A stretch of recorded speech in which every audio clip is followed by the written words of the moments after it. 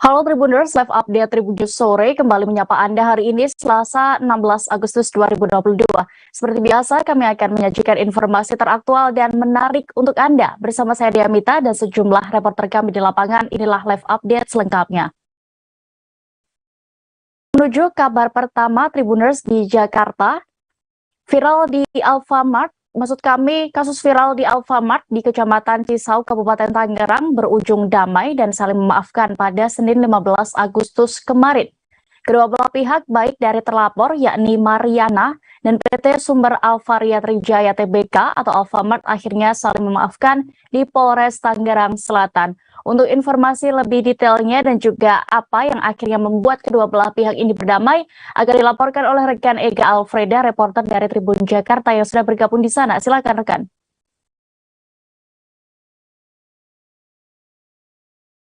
Terima kasih rekan ya, betul sekali dapat dilaporkan dari lokasi Tangerang Selatan bahwa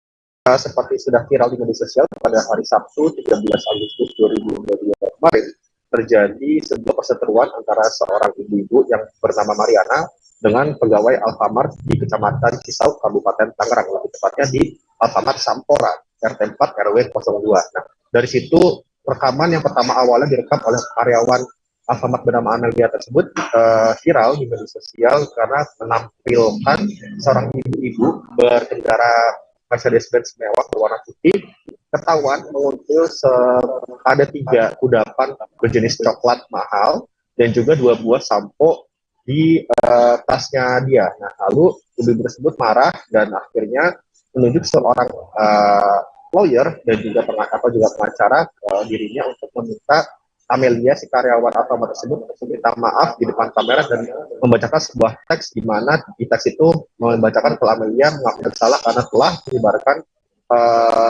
dan menjelekkan nama baiknya di media sosial dan dikenakan pasal UU ITE dengan ancaman dan intimidasi dari pihak Amelia dan juga pengacaranya.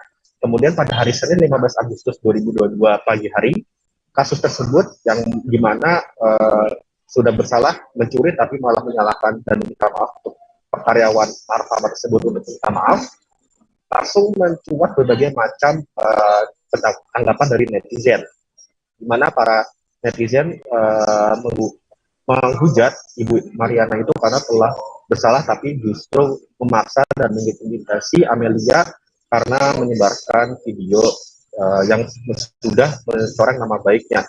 Lalu dari laporan tribunjakarta.com dan pantauan di lokasi kejadian, Alfamart memang sudah melakukan laporan kepada Polres Tangerang Selatan atas dugaan intimidasi dan juga pencurian yang dilakukan oleh terlapor Mariana kepada Polres Tangerang Selatan. Nah, saat ditanya Kasat Reskrim Polres Tangerang Selatan AKP Aldo mengatakan kalau pihaknya memang sudah menerima laporan dari PT Sumber Alvaria Trijaya Tbk atau Alfamart yang di mana pihaknya menunjuk Frank Hutapea, yaitu anak dari Hotman Paris Hutapea, untuk menjadi lawyer mereka secara gratis dan mengawal kasus Indo Alfamart yang viral di media sosial tersebut. Namun ternyata pihak terlapor ini tidak membuat laporan balik, alias Mariana ini tidak menerima laporan balik dan maksud kami tidak membuat laporan kepada Polres Tangerang Selatan dan akhirnya berujung damai damai tersebut terdapat di Polres Tangerang Selatan pada hari Senin 15 Agustus 2022 tengah malam atau sekira pukul 23.30 waktu Indonesia bagian Barat. Nah, dari keterangan Kapolres Tangerang Selatan AKBP Saldo Solo mengatakan ternyata memang Ibu Mariana ini yang diketahui memiliki sebuah usaha di WTC BSD itu mengidap penyakit kejiwaan, namun bukan ODGJ, tapi dia memiliki rasa untuk memiliki barang yang bukan miliknya tanpa memperdulikan nilai ekonomi dari barang tersebut atau biasanya disebut kleptomania. Nah, dari situ Ibu Mariana ini mengambil 3 kudapan coklat bermerek Cadbury dan juga 2 sampo bermerek Rejoice yang memang tidak begitu bernilai harganya, namun tetap diambil, tapi tetap dikenakan pasal pencurian dan juga intimidasi karena telah melakukan intimidasi kepada Amelia, yaitu karyawan dari Alfamart itu sendiri.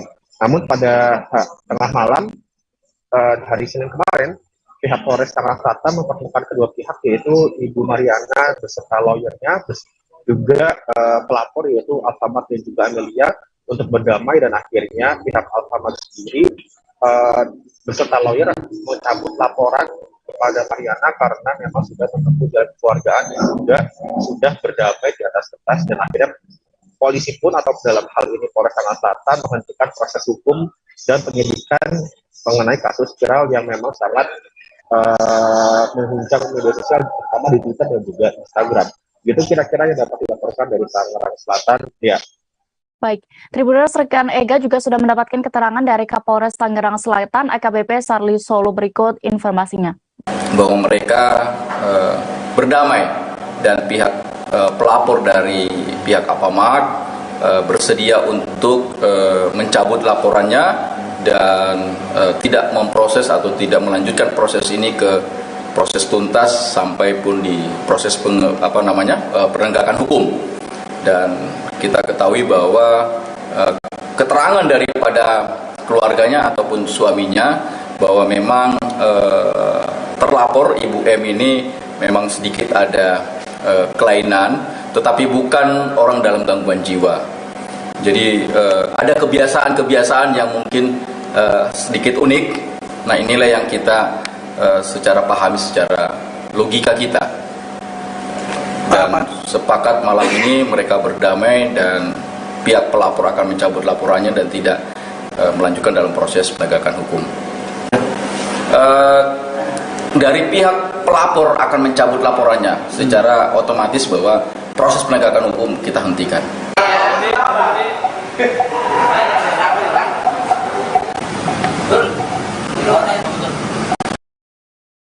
Kita bergeser ke Jawa Barat. Majelis Hakim memvonis Habib Bahar bin Smith dengan 6 bulan kurungan penjara. Vonis yang diberikan Majelis Hakim tersebut diketahui lebih rendah ketimbang tuntutan Jaksa Penuntut Umum atau JPU yang menuntut Bahar dengan hukuman 5 tahun penjara. Untuk apa saja terkait alasan yang meringankan atau memberatkan, kami sudah terhubung dengan reporter Tribun Jabar, ada rekan Nasmi Abdurrahman yang siap dengan informasinya. Silakan rekan. Ya, selamat sore Dea dan Tribuners. Benar sekali bahwa pagi tadi Majelis Hakim yang diketuai Dodong Rustandi menyatakan Bahar bersalah sebagaimana dakwaan pertama. Bahar dinilai telah menyiarkan kabar tidak pasti sehingga dapat menerbitkan keonaran di kalangan masyarakat. Vonis yang diberikan hakim kepada Bahar jauh lebih ringan dari tuntutan jaksa yang menuntut Bahar 5 tahun kurungan penjara. Dalam amar putusannya, hakim menyebut terdapat beberapa hal yang meringankan dan memberatkan. Adapun yang memberatkan, Bahar pernah dihukum penjara atas kasus lain, sedangkan hal meringankan, Bahar memiliki tanggungan sopan dan kooperatif selama persidangan. Selesai membacakan vonis, Majelis Hakim juga sempat mengingatkan Bahar agar lebih bijak saat mengisi ceramah. Menurut Dodong, putusan ringan yang diberikan kepada Bahar merupakan peringatan agar supaya Bahar ke depannya lebih dapat menyaring ucapan saat berceramah. Hakim pun menegaskan jika putusannya itu murni tanpa ada intervensi dari pihak manapun. Dan seusai divonis 6 bulan 15 hari penjara, Bahar sempat maju ke depan persidangan.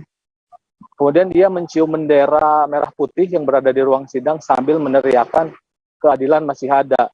Tak hanya itu, saat akan dibawa ke mobil tahanan, Bahar pun sempat berdiri di atas pintu mobil dan mengucapkan terima kasih kepada para jemaah yang sudah datang sejak pagi di luar area persidangan dan kepada polisi yang telah mengamankan jalannya proses persidangan dari awal hingga akhir. Sementara itu, kuasa hukum Habib Bahar, Ikhwan Tuan Kota, mengaku menerima atas putusan Majelis Hakim. Menurutnya dengan putusan tersebut, Bahar bakal bebas dalam waktu dekat. Sedangkan Jaksa Penuntut Umum dari Kejaksaan Tinggi Jawa Barat menyatakan sikap pikir-pikir selama 1 pekan. Dea. Baik, terima kasih rekan Nasmi di Jawa Barat. Selamat bertugas kembali. Presiden Joko Widodo menyampaikan pidatonya dalam rangka penyampaian rancangan undang-undang tentang anggaran pendapatan dan belanja negara atau RUU APBN 2023 serta nota keuangan dalam rapat paripurna Dewan Perwakilan Rakyat. Dalam pidatonya, Jokowi memamerkan capaian Indonesia yang mendapatkan apresiasi sebagai salah satu negara yang berhasil mengatasi pandemi dan memulihkan ekonominya dengan cepat. Untuk informasi lebih lengkapnya akan disampaikan rekan Reza Dendi Saputra, reporter Tribun News. Silakan rekan. Baik, Dea, selamat sore. Selamat sore juga Tribun News. Benar sekali bahwa hari ini Presiden Joko Widodo telah selesai menyampaikan pidato keduanya di gedung DPR RI. Ini pidato soal nota keuangan dan RAPBN 2023. Dan benar sekali bahwa ada beberapa hal yang disampaikan oleh Jokowi. Salah satunya yang paling menarik perhatian tentu adalah bagaimana target-target pemerintah Republik Indonesia dalam anggaran tahun depan, tahun 2023. Dan yang menjadi perhatian yakni bagaimana pemerintah menargetkan pertumbuhan ekonomi sebesar 5,3%, mohon maaf. Kemudian inflasi yang juga berusaha ditekan sebesar 3,3%. Selain soal pertumbuhan ekonomi dan inflasi, pemerintah Joko Widodo juga menyampaikan soal rencana anggaran dalam RUU APBN pada tahun 2023. Adapun anggaran yang direncanakan pada tahun 2023 yakni sebesar 3.041,7 triliun. Jokowi juga menyampaikan rinciannya, yakni ada sejumlah sektor yang menjadi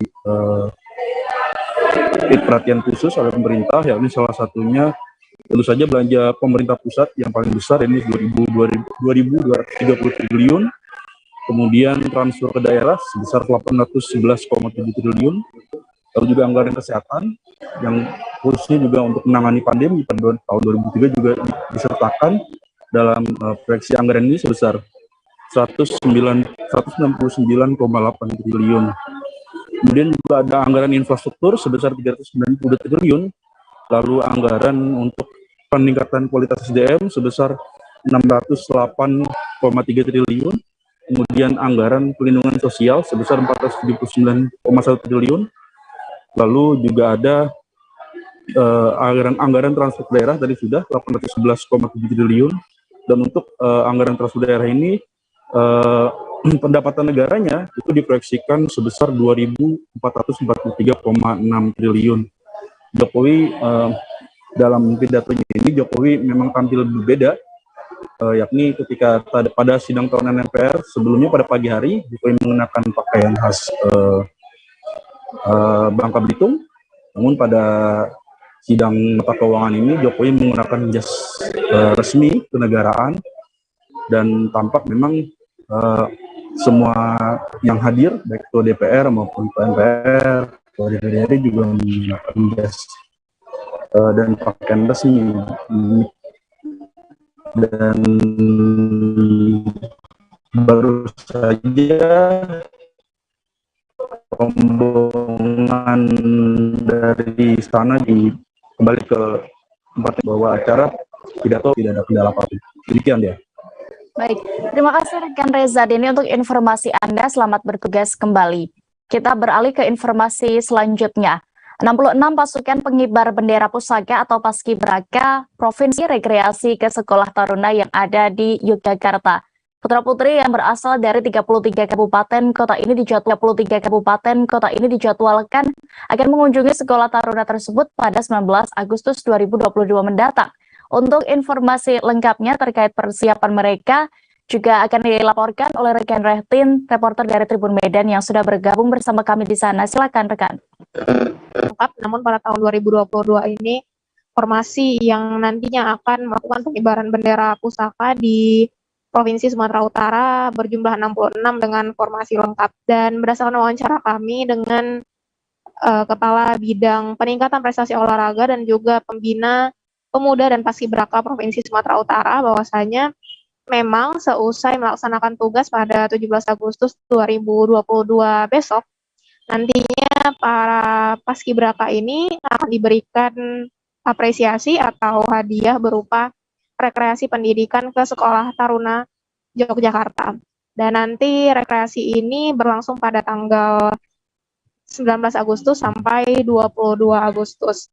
Dan berdasarkan keterangan Muhammad Thohir, pembina pemuda dan paskibraka, juga nanti mereka di sana akan melakukan rekreasi untuk mendapatkan penjelasan dan mengetahui lebih lanjut mengenai bagaimana kondisi sekolah taruna dan kemudian apa-apa saja yang bisa dipelajari di tingkat pendidikan taruna.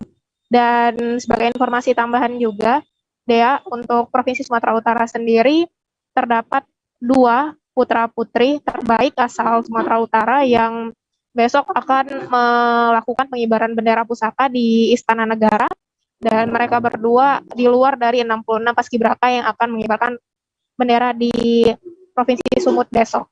Mereka berdua adalah yang pertama dari SMA Negeri 1 Padang Sidempuan dan juga Madrasah Aliyah Negeri 1 Mandailing Natal.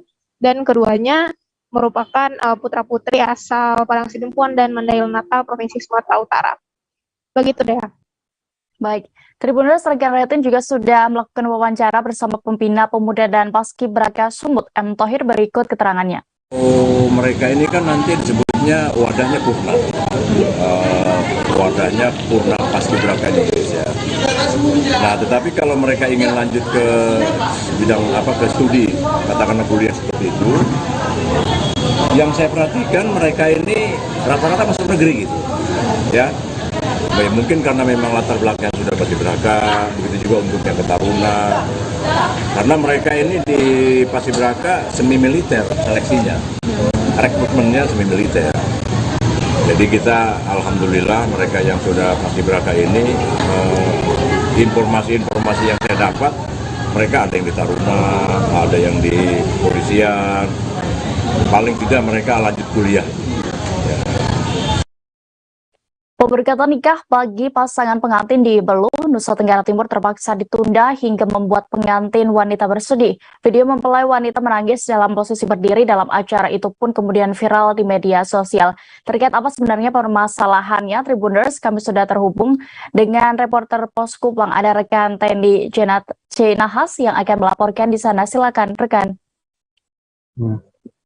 Baik Dea, dapat saya laporkan bahwa kejadian tanggal 12 Agustus 2022 ada sepasang pasangan nikah yang ditunda pemberkatan nikahnya oleh pastor karena ada beberapa hal yang sudah disampaikan oleh para pengantin. Sesuai informasi yang diterima bahwa kejadian itu bermula dari kegiatan yang terjadi di Desa Maudemo. Jadi pemberkatan nikah itu dibatal karena menurut pastor bahwa pasangan nikah tidak melakukan persiapan secara batin. Artinya pasangan nikah lebih mengutamakan mempersiapkan di tenda resepsi dibandingkan dengan mempersiapkan hal-hal yang bersifat rohani. Kemudian ada juga permasalahan dalam keluarga pasangan nikah ini, hal itu yang membuat mereka kurang konsentrasi, dan persoalan ini menimbulkan dampak yang luar biasa juga bagi pengantin sehingga mereka batal dinikahkan oleh pastor proki di Weluli, salah satu proki yang ada di wilayah Keuskupan Atambua. Dari pengantin atau mempelai pria Wendy Kevi dalam keterangannya bahwa mereka secara aturan sudah tidak ada persoalan, artinya secara aturan gereja mereka bisa dinikahkan. Tetapi karena ada hal-hal yang di luar dugaan mereka sehingga acara pemberkatan nikah yang seharusnya dijadwalkan tanggal 12 Agustus 2022 ditunda.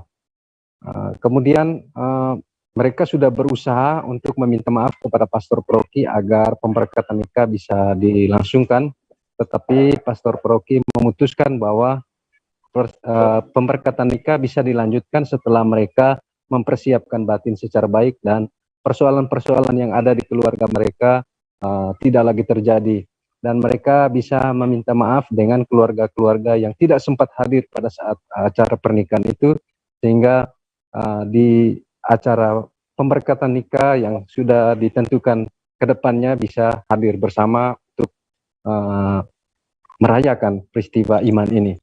Dan sesuai klarifikasi dari Pastor Proki Weluli, Romo Agus Martinus Lake bahwa dia menegaskan bahwa kejadian yang terjadi di WDMU itu bukan pembatalan pemberkatan nikah, tetapi penundaan. Penundaan ini karena menurut pastor bahwa pasangan pengantin mereka tidak serius mengurus hal-hal yang berkaitan dengan seremoni pernikahan, yaitu mengurus hal-hal yang ada di kepela tenda darurat yang ada di WDMU. Sementara mereka lebih sibuk mengurus di tempat-tempat resepsi atau di tenda acara. Nah, hal ini yang membuat pastor atau ya membuat pastor paroki memutuskan untuk mereka ditunda pemberkatan nikahnya.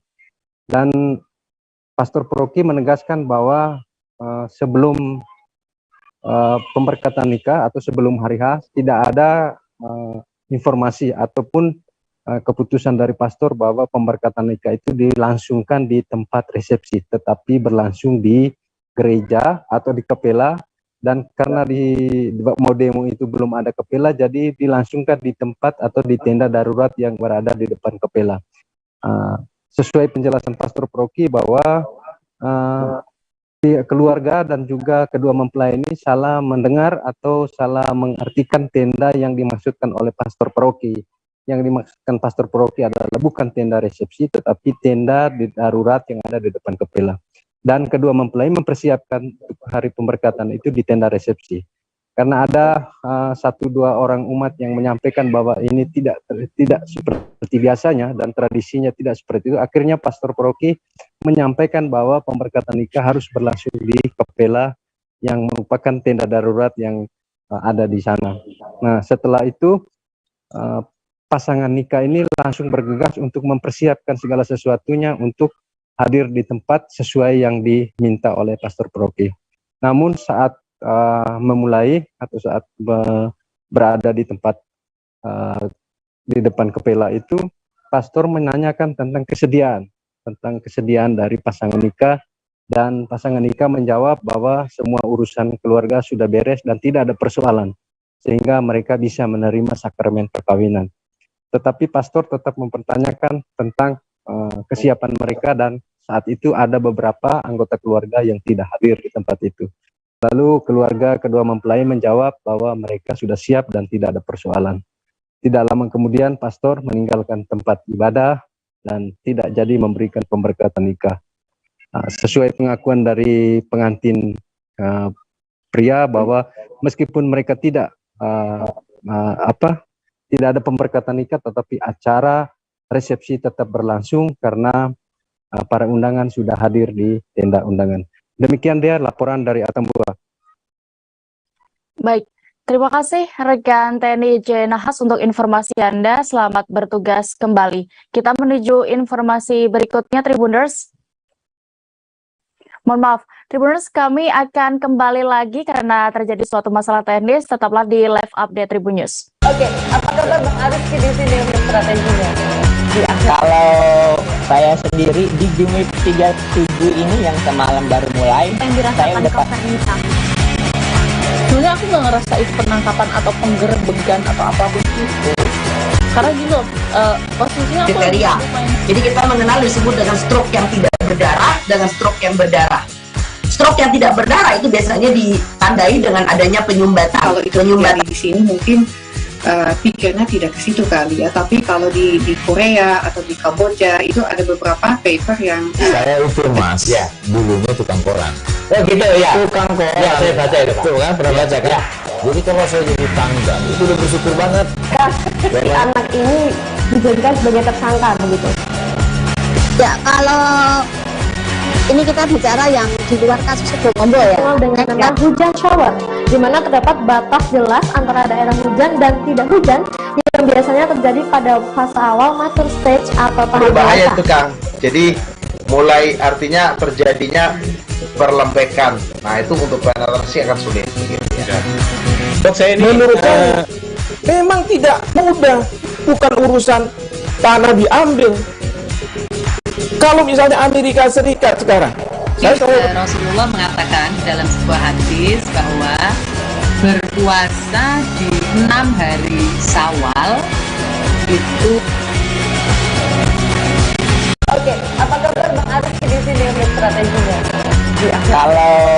saya sendiri di Jumip 37 ini yang semalam baru mulai, saya udah Sebenarnya aku nggak ngerasa itu penangkapan atau penggerebekan atau apapun itu. Karena gini loh, posisinya aku kriteria. Jadi kita mengenal disebut dengan stroke yang tidak berdarah dengan stroke yang berdarah. Stroke yang tidak berdarah itu biasanya ditandai dengan adanya penyumbatan. Kalau itu terjadi di sini mungkin pikirnya tidak ke situ kali ya, tapi kalau di Korea atau di Kamboja itu ada beberapa paper yang saya itu mas, ya dulunya tukang koran.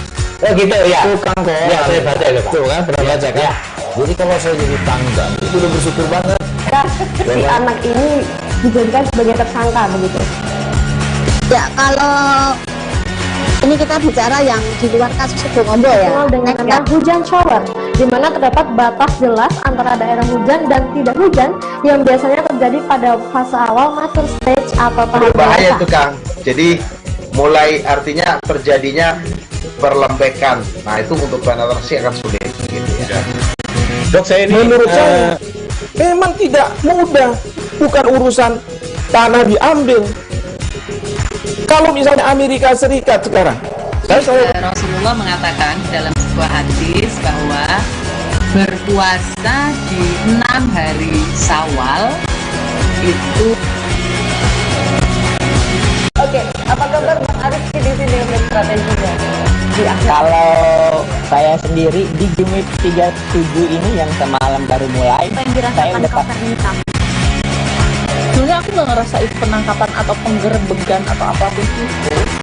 Karena gini loh, posisinya aku kriteria. Jadi kita mengenal disebut dengan stroke yang tidak berdarah dengan stroke yang berdarah. Stroke yang tidak berdarah itu biasanya ditandai dengan adanya penyumbatan. kalau itu terjadi di sini mungkin pikirnya tidak ke situ kali ya, tapi kalau di Korea atau di Kamboja itu ada beberapa paper yang Saya itu mas, ya dulunya tukang koran. Oh gitu ya, Tukang koran. Ya, saya baca itu, Pak. Tuh kan, pernah baca kan? Jadi kalau saya jadi tanggang, itu udah bersyukur banget. Si anak ini dijadikan sebagai tersangka begitu. Ya, kalau ini kita bicara yang di luar kasus Situbondo ya. Dikenal dengan nama hujan shower, di mana terdapat batas jelas antara daerah hujan dan tidak hujan yang biasanya terjadi pada fase awal mature stage atau tahap Bahaya dewasa. itu Kang. Jadi mulai artinya terjadinya perlembekan. Nah itu untuk penetrasi akan sulit. Gitu ya. Dok, saya ini menurut saya memang tidak mudah, bukan urusan tanah diambil.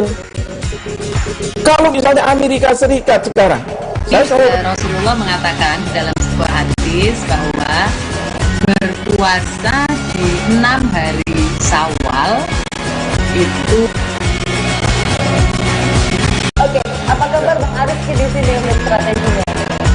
Kalau saya sendiri di Jumip 37 ini yang semalam baru mulai, saya udah Sebenarnya aku nggak ngerasa itu penangkapan atau penggerebekan atau apapun itu. Karena gini loh, posisinya aku kriteria. Jadi kita mengenal disebut dengan stroke yang tidak berdarah dengan stroke yang berdarah. Stroke yang tidak berdarah itu biasanya ditandai dengan adanya penyumbatan. kalau itu terjadi di sini mungkin pikirnya tidak ke situ kali ya. Terima kasih Anda masih menyaksikan live update Tribun News. Kita menuju informasi berikutnya di Papua. Tribuners, Balai Karantina Pertanian Kelas 1 Jayapura memusnahkan komoditas senilai 200 juta rupiah. Pemusnahan tersebut berlangsung di instalasi karantina hewan Balai Karantina Pertanian Kelas 1 Jayapura, Koya Barat.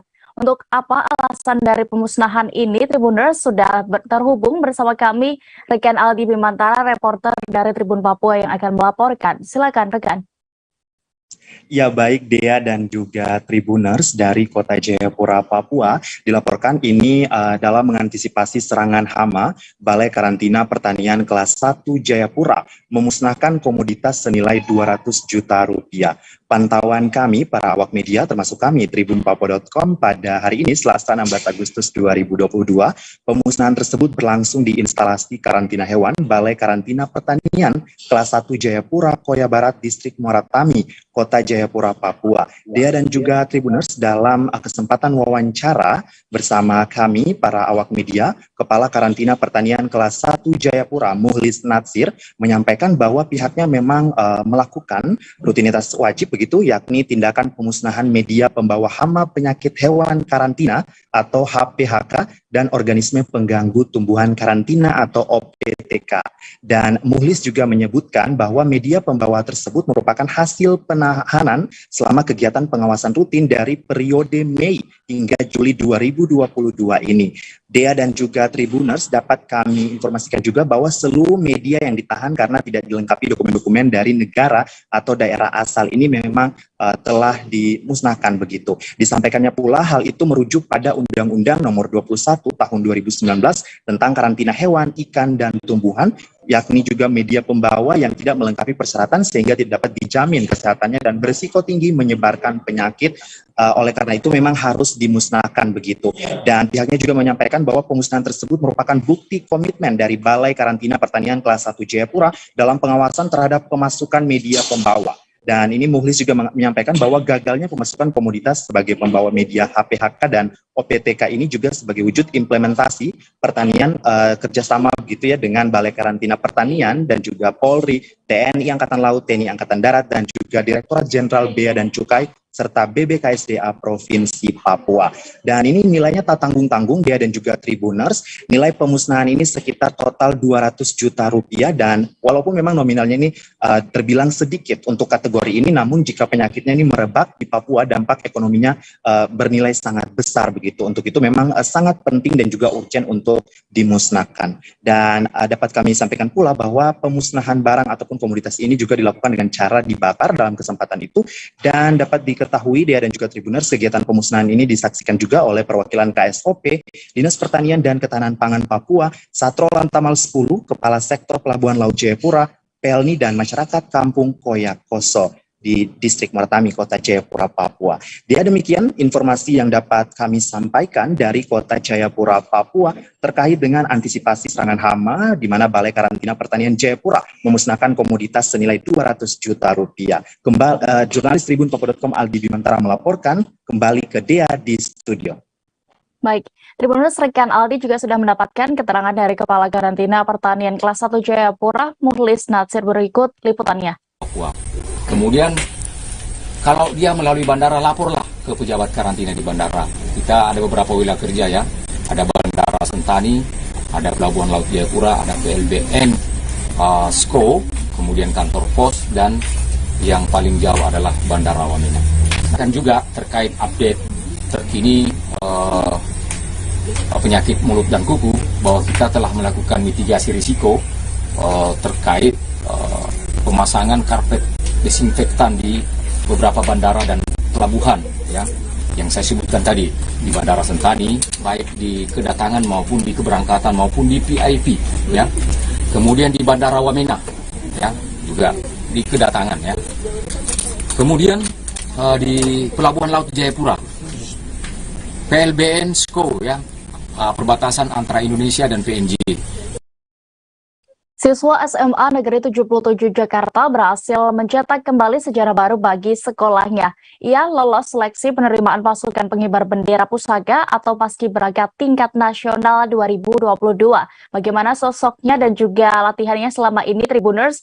Kami sudah terhubung dengan reporter Warta Kota, ada rekan Randy Rutama yang sudah bergabung di sana dengan informasinya. Silakan rekan. Baik, terima kasih rekan Dea. Muhammad Ikram Atarik, salah satu siswa yang bersekolah di SMA 77 Jakarta, yang berlokasi di Cempaka Putih, Jakarta Pusat. Ya, Muhammad Ikram Atarik ini lolos seleksi Paskibraka tingkat nasional yang sudah dilakukan seleksinya pada bulan Juli 2022, di mana saat ini dia sudah dikarantina di karantina tempat pelatihan Paskibraka Nasional yang bertepatan di Cibubur, Jakarta Timur, sudah sejak Juli tanggal 14 2022.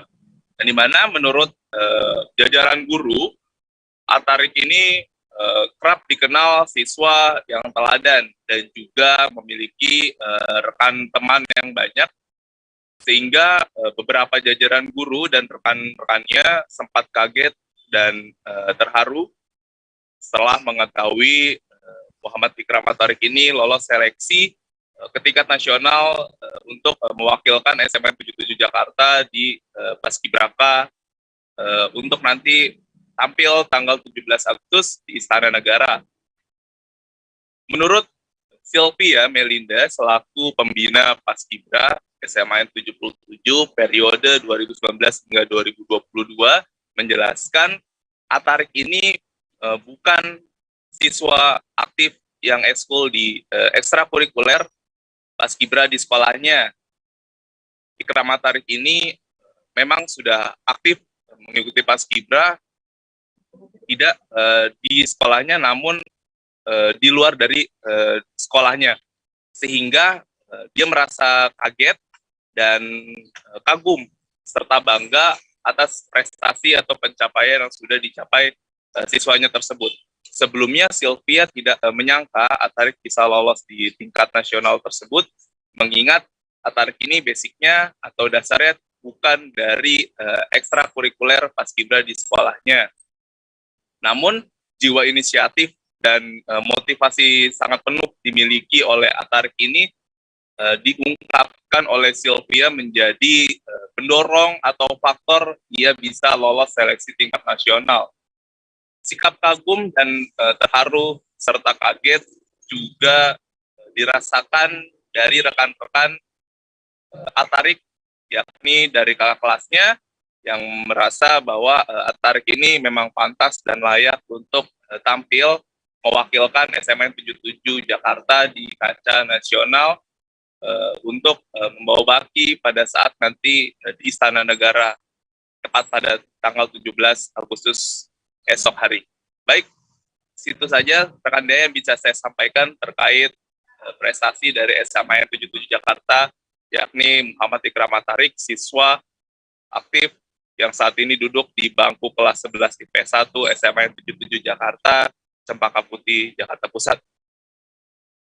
Baik, terima kasih rekan Randy untuk informasi Anda. Selamat bertugas kembali. Kita beralih ke Provinsi Lampung. Tribuners, momen haru terjadi seusai pengukuhan 28 siswa-siswi pasukan pengibar bendera pusaka atau Paskibraka Kabupaten Mesuji. Pengukuhan dipimpin langsung oleh pejabat Bupati Mesuji, Sulpakar.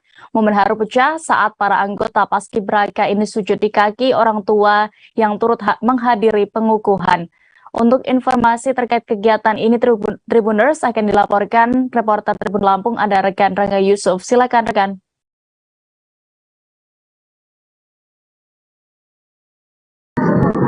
Baik rekan Dea dan Tribuners, bisa saya sampaikan kegiatan Paskibraka itu dilakukan di Taman Keanekaragaman Hayati Kabupaten Mesuji atau gedung GSG ya, Kabupaten Mesuji. Di situ memang setelah ditetapkan sebagai Paskibraka dalam 17 Agustus 2022 nanti, itu para Paskibraka terharu langsung berhadapan langsung dengan kedua orang tuanya di gedung Serbaguna Kabupaten Mesuji, langsung melakukan sujud syukur di hadapan kedua orang tuanya, karena memang selama ini mereka dikarantina selama hampir lebih setengah bulan lebih ya, dimulai dari pada 1 Agustus 2022 sampai dengan terakhir itu di hari ini menjelang besok saat persiapan menghadapi upacara bendera di 17 Agustus 2021 di lapangan pemerintah Kabupaten Mesuji. Begitu rekan Dea dan Tribunas. Baik, terima kasih rekan Rangga Yusuf untuk laporan Anda di Lampung. Selamat bertugas kembali. Kita beralih ke informasi berikutnya. Pelajar di Kota Pelaihari, Kabupaten Tanah Laut, Provinsi Kalimantan Selatan turun ke jalanan di beberapa tempat pagi tadi Selasa 16 Agustus 2022. Mereka mengikuti kegiatan karnaval untuk menyongsong dan menyemarakan HUT ke-77 Republik Indonesia. Apa saja kegiatan mereka, Tribuners, akan disampaikan rekan Roy, reporter dari Banjarmasinpo. Silakan rekan.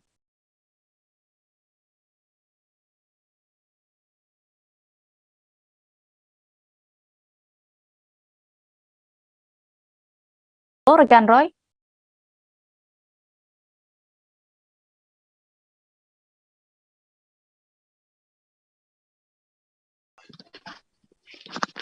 Ya, selamat sore rekan dia.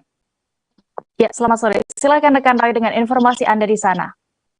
Baik, terima kasih. Mohon maaf tadi terjadi gangguan sedikit. Saya sampaikan dalam rangka menyongsong tahun ini di Kabupaten Laut juga banyak kegiatan termasuk pawai karnaval seperti pada pagi tadi ada sekitar 3 di Kota Pelihari yang melaksanakan pawai atau karnaval untuk memeriahkan 17 Agustus ya. Di antaranya dilakukan oleh pelajar SD Pelihari 1 dan SD Pelihari 6 yang menapaki rute sejauh kurang lebih 1,5 kilometer, melintasi pasar, kemudian juga kantor-kantor seperti Polres dan lain sebagainya. Dan mereka semua juga sangat terpantau antusias menggunakan beragam busana tradisional, busana lokal khas, busana Nusantara, dan juga memakai seragam TNI Polri dan lain sebagainya. Dan kegiatan tersebut juga mendapatkan penghargaan dari kepolisian seperti pawai yang dilaksanakan oleh pelajar SMA di wilayah Kelurahan Angsau. Sementara untuk SD, pawai karnaval karena rutenya juga tidak terlalu panjang dan tidak melintasi jalan raya yang begitu panjang sehingga juga dapat secara mandiri. Respon masyarakat terpantau antusias karena menurut mereka kegiatan tersebut bisa memperkuat kecintaan terhadap tanah air dan juga secara dini lebih mengenalkan tentang keragaman budaya, setidaknya dengan busana yang mereka kenakan, budaya Nusantara, sehingga bisa mengenal sejak dini tentang keragaman budaya bangsa. Demikian dapat saya sampaikan rekan dia. Baik, Tribuners, terkait kegiatan ini rekan Roy juga sudah melakukan wawancara bersama warga Pelihari, yakni Jauhari Alamsyah. Berikut informasinya. Pagi Pak. Oh, selamat pagi. Menyaksikan juga karnaval Pak ya? Iya, kebetulan menyaksikan juga ini, ada keperluan juga sekalian lihat karnaval. Pasar gitu ya? Betul. Gimana pendapat Tian Pak? Kami sebagai warga masyarakat sangat mendukung anggaplah semacam program ataupun semacam kebiasaan setiap tahun menyambut Hari Kemerdekaan RI 17 Agustus 1945 dan kemerdekaan kita yang sudah cukup berusia 77 tahun dengan moto bangkit lebih cepat, pulih lebih kuat. Kami harap dengan adanya keberagaman ini akan memberikan dampak positif bagi bangsa Indonesia di tengah kita habis krisis, baik itu COVID, krisis ekonomi. Ayo kita bangkit kembali, ayo kita semangat kembali bekerja dengan baik, dengan penuh semangat. Dan kepada pemerintah Indonesia, ayo kita bersama-sama dengan masyarakat untuk membangun Indonesia kembali lebih kuat, lebih cepat. Jadi karnaval seperti positif sekali ya? Sangat positif sekali, karena tadi saya lihat ada berbagai macam anak-anak memakai baju daerah, ada yang memakai baju angkatan, jadi ada. Tanjung Mariku, Kota Tidore, Kepulauan Provinsi Maluku Utara merupakan tempat yang menjadi saksi sejarah berkibarnya bendera merah putih pertama di Indonesia Timur. Pengibaran bendera merah putih pertama itu dilakukan setelah setahun proklamasi kemerdekaan yang diproklamirkan oleh Insinyur Soekarno. Dan untuk informasi lebih lengkapnya terkait lokasi ini, Tribuners sudah terhubung bersama kami rekan Faisal Amin yang akan melaporkan. Silakan rekan dengan informasi Anda. Assalamualaikum warahmatullahi wabarakatuh dan selamat petang Tribuners. Diketahui bahwa di Kota Tidore, Kepulauan Provinsi Maluku Utara ada sebuah tempat di mana berdiri salah satu monumen untuk memperingati pengibaran bendera Pusaka Merah Putih yang pertama di Maluku Utara. Monumen ini terletak di Kelurahan Mariku, Kecamatan Tidore Utara, Kota Tidore, Kepulauan. Nah, monumen ini didirikan untuk memperingati pengibaran Sang Saka Merah Putih atau bendera merah putih yang pertama kalinya di Indonesia Timur. Nah, pengibaran bendera merah putih pertama di Indonesia Timur sendiri dikibarkan oleh mendiang Nenek Aminah dan juga beberapa rekannya pada tanggal 18 Agustus 1946, setahun setelah proklamasi kemerdekaan Republik Indonesia oleh Soekarno dan Hatta. Nah, mengapa tanggal 18? Karena pada masa proklamasi kemerdekaan Republik Indonesia yang diproklamirkan oleh Soekarno, pada masa itu informasi bahwa proklamir kemerdekaan itu belum diterima oleh warga atau masyarakat di Indonesia itu. Tentara Belanda masih menduduki kota Ternate, sehingga Aminah dan beberapa rekannya tidak memberanikan diri untuk mengibarkannya di jembatan Residen, sehingga pengibaran bendera merah putih itu dilakukan di Tanjung Mareko. Setelah dilakukannya pengibaran bendera merah putih, Nenek Aminah dan beberapa rekannya dicari oleh para personil Belanda pada masa itu. Nah, untuk memperingati pengibaran bendera merah putih pertama di Indonesia Timur, pada setiap tanggal 18 Agustus itu selalu diadakan upacara pengibaran bendera di Tanjung Mareko. Pengibaran bendera ini dilakukan sehari setelah upacara Hari Kemerdekaan Republik Indonesia pada tanggal 17 Agustus. Nah, saat ini para pemuda ataupun warga yang di sekitar Kelurahan Mareko telah menyiapkan dan membersihkan tempat tersebut untuk dijadikan tempat untuk mengibarkan bendera merah putih pada tanggal 18 Agustus nanti. Demikian dia dari Ternate. Baik, terima kasih rekan Faisal Amin untuk informasi Anda. Selamat kembali bertugas. Kita menuju kabar berikutnya di Aceh. Tribuners, seorang sopir minibus Toyota Avanza berplat nomor polisi B2307TOX meninggal dunia ditembak oleh aparat keamanan. Peristiwa tersebut terjadi di ruas Jalan Nasional Banda Aceh Medan, tak jauh dari Simpang Gampong Beusa, Kecamatan Perelak Barat Aceh Timur. Untuk kronologi kejadian dan juga fakta di lapangan sudah bergabung bersama kami rekan Sandy Henry, reporter dari Serambi News yang siap dengan informasinya. Silakan rekan. Ya, terima kasih rekan Dea dan Tribuners dimanapun berada dari Kabupaten Aceh Timur, Provinsi Aceh. Dapat saya laporkan bahwa seorang sopir minibus Toyota Avanza B bernomor polisi B2307TOX meninggal dunia ditembak oleh aparat keamanan. Insiden ini terjadi pada Senin 15 Agustus malam sekitar pukul 19.30 WIB. Peristiwa ini sempat menghebohkan warga setempat dan dengan cepat informasi penembakan tersebut tersebar luas melalui berbagai saluran media sosial. Peristiwa tersebut terjadi di ruas Jalan Nasional Banda Aceh Medan, tak jauh dari Simpang Gampong Besa jika dari arah Banda Aceh, yaitu di Kecamatan Perlak Barat, Kabupaten Aceh Timur.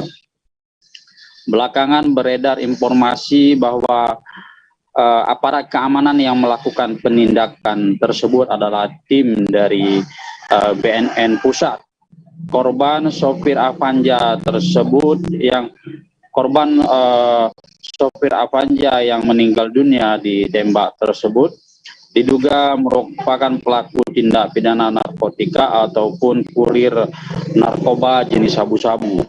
Informasi yang kita peroleh bahwa korban berinisial ASZ berusia 31 tahun, warga Desa Manyang, Kecamatan Losukun, Kabupaten Aceh Utara.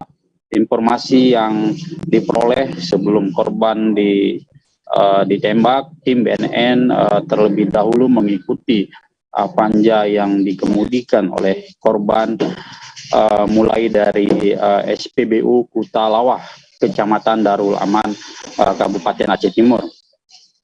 Sopir Avanza tersebut diduga mengetahui bahwa saat itu ia sedang diikuti oleh tim BNN.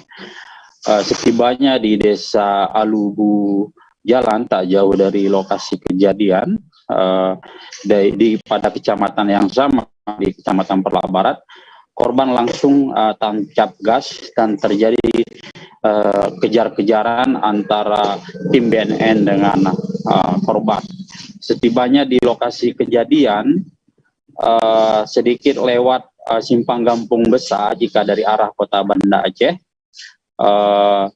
minibus Toyota Avanza yang dikemudikan korban tersebut hilang kendali dan oleng ke sebelah kiri jalan sehingga menabrak salah seorang pejalan kaki, dan mobil Avanza tersebut juga menabrak tiang listrik yang berada di pinggir jalan.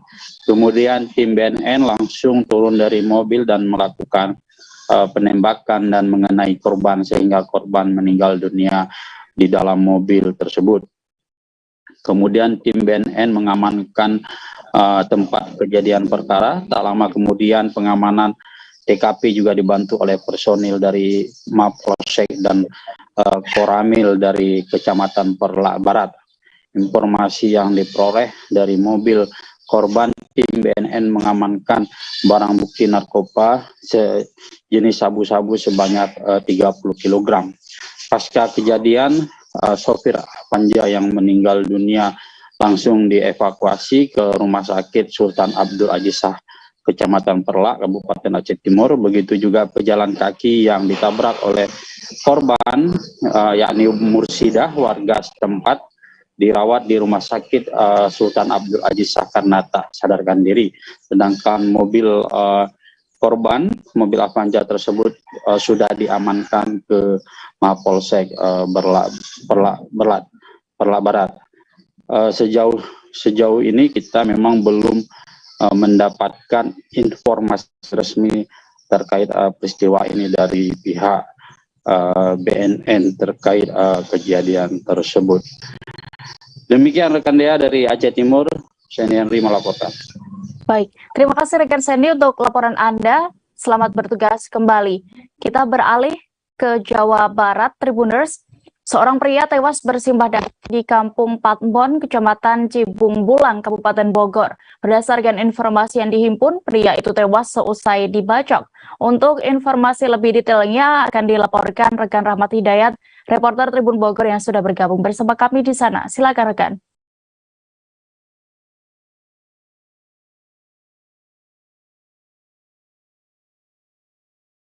Ya baik, Dea, terima kasih.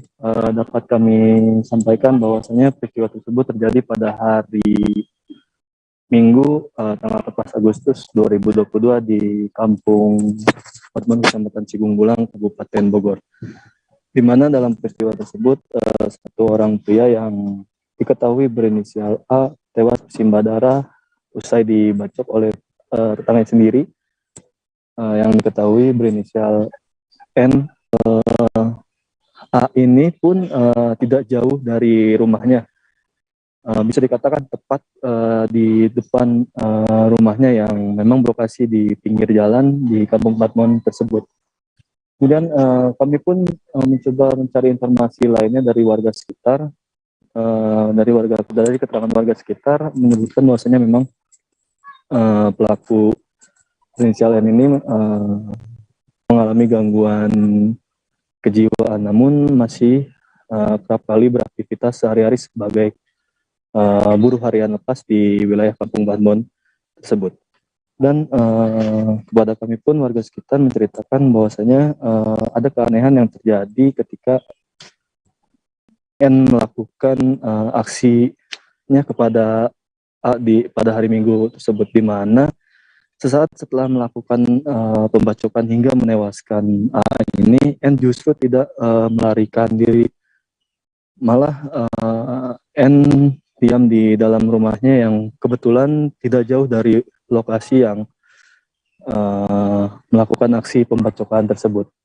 Dan bahkan ketika hendak diamankan oleh pihak kepolisian, N pun tidak melakukan perlawanan sama sekali, namun kepada polisi dan kepada warga sekitar, N sempat menakut-nakuti dengan mengacungkan garpu tanah. Namun pihak kepolisian yang dalam hal ini polisi sektor Cibung Bulang Kabupaten Bogor melalui pintu belakang rumah dari N ini berhasil mendorong pelaku untuk keluar dan akhirnya berhasil diamankan di kantor Polsek Cibung Bulang Kabupaten Bogor. Kemudian kami pun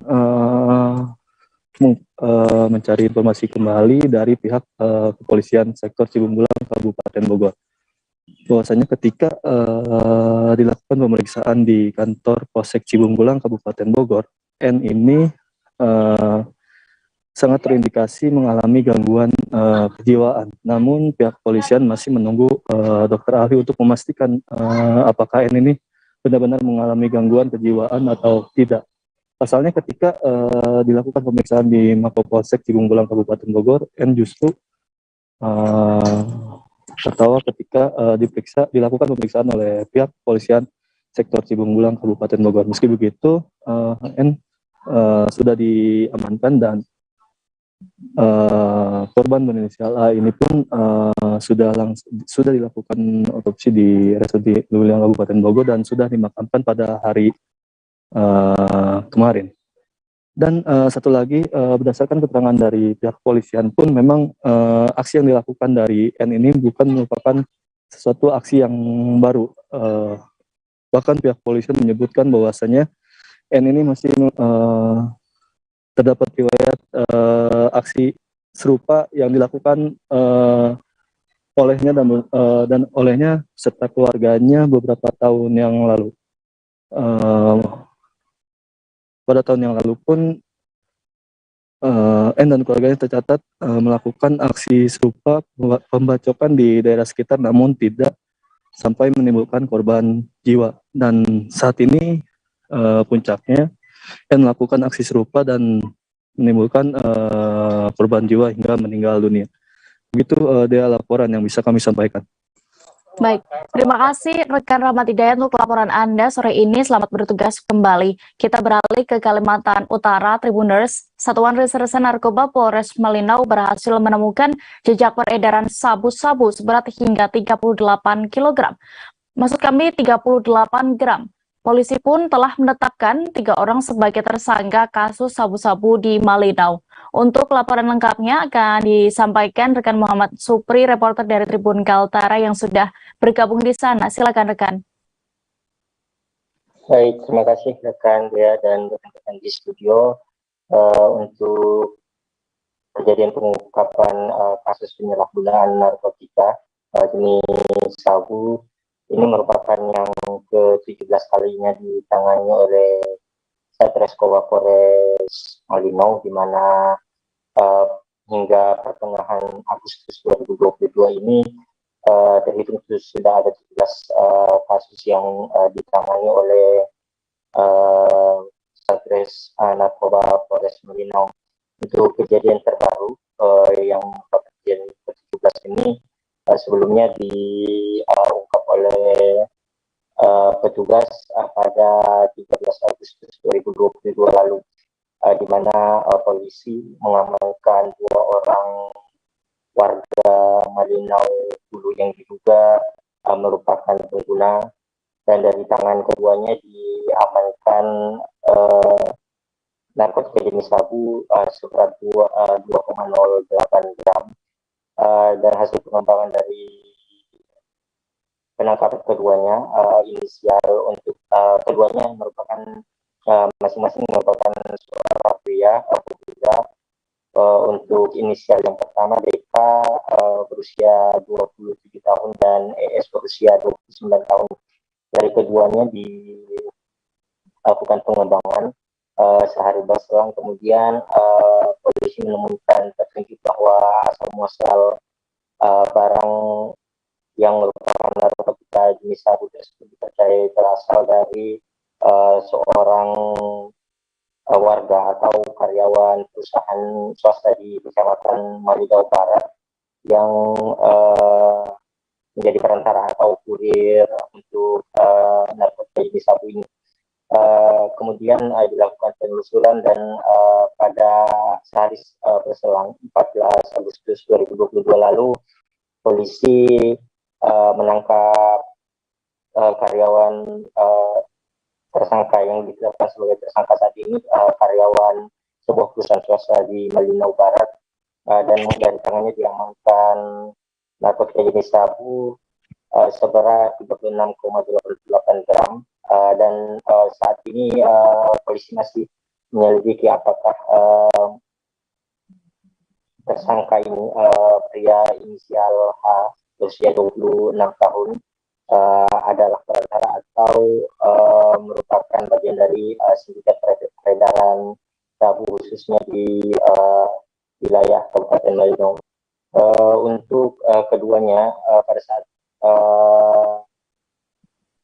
saat penangkapan juga ditemukan diamankan satu unit kendaraan bermotor dari tersangka yang diduga merupakan pengguna sebuah sepeda motor, dan dari terduga karyawan perusahaan tersebut diamankan sebuah kendaraan roda 4.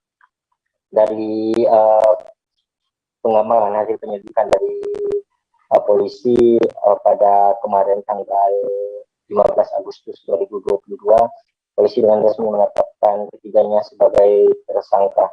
Untuk kedua warga yang merupakan warga Kabupaten Malino Kota inisial DK dan ES ditetapkan sebagai pengguna, sementara seorang karyawan warga yang merupakan karyawan perusahaan swasta tersebut ditetapkan sebagai perantara atau kurir narkotika jenis sabu. Kemudian untuk saat ini ketiganya mendesak ditahan di ruang tahanan Polres Malino, dan polisi masih mencari tahu keberadaan dari mana muasal barang narkotika jenis sabu tersebut yang terdiri dari dua poket sabu masing-masing, yang pertama seberat 2,08 gram dan yang kedua seberat 26,88 gram. Keterangan dari Kasat Narkoba Polres Malino itu Marudit Sinamata menyatakan bahwa untuk wilayah Kabupaten Malino memang sampai saat ini masih dianggap sebagai jalur perlintasan karena menghubungkan kabupaten kota di Provinsi Kalimantan Timur dan sejumlah kabupaten kota di Provinsi Kalimantan Utara. Sampai saat ini dilakukan pendalaman dan polisi masih memeriksa duduk perkara terkait kemungkinan keterlibatan adanya keterlibatan sindikat pengiriman narkotika jenis sabu yang menurut informasi yang kami peroleh diyakini berasal dari kabupaten tetangga di Kalimantan Utara, yang di Kabupaten Nunukan. Sampai saat ini masih dilakukan pemeriksaan dan polisi telah menetapkan 3 orang tersebut sebagai tersangka. Demikian rekan dia. Baik, terima kasih rekan Supri melaporkan di Kalimantan Utara. Selamat bertugas kembali. Kita bergeser ke Kalimantan Timur. Tribuners, sebuah angkot trayek berplat nomor polisi B, maksud kami sebuah angkot trayek B dengan KT 1255BU milik seorang warga di Kelurahan Gunung Lingai, Kecamatan Sungai Pinang terbakar. Pemilik angkot menduga bahwa pelaku pembakaran kendaraannya merupakan mantan istrinya sendiri. Dan untuk laporan terkait kejadian ini, Tribuners, kami sudah terhubung dengan reporter Tribun Kaltim, rekan Rita Lavenia. Silakan dengan informasi Anda. Ya, selamat sore Dea dan Tribuners. Ya, benar telah terjadi tindakan pembakaran mobil angkutan kota milik Tarsi, seorang supir angkot trayek B yang dilakukan oleh Yanti. Nah, dari keterangan awal Tarsi atau supir angkot ini, Yanti ini merupakan perempuan yang telah dinikahi secara perkawinan bawah tangan atau pernikahan siri, Dea dan Tribuners. Namun, setelah permasalahan ini ditengahi oleh Polsek Sungai Pinang Kota Samarinda, terungkaplah bahwa antara Tarsi dengan Yanti hanyalah pasangan kekasih yang sudah sempat tinggal bersama namun tanpa status perkawinan. Nah, Kapolsek Sungai Pinang, KP Nurdianto menjelaskan bahwa motif dari pelaku atau Yanti ini sendiri adalah dendam dan sakit hati. Sebab 5 tahun menjalin hubungan, namun sang supir angkot tidak menunjukkan itikat baik untuk menikahinya sesuai janjinya dulu. Nah, namun justru dirinya dicampakkan pada Juli 2022 lalu sebab sang istri sah dari Nusa Tenggara Timur menyusul Tarsi ke Samarinda, Kalimantan Timur. Nah, ternyata Tarsi ini sudah memiliki istri sah di NTT ya. Nah, kecewa dan sakit hati itulah membuat Yanti membakar angkot yang sehari-harinya digunakan Tarsi untuk mencari rezeki. Nah, akibatnya Tarsi kini merugi hingga puluhan juta rupiah.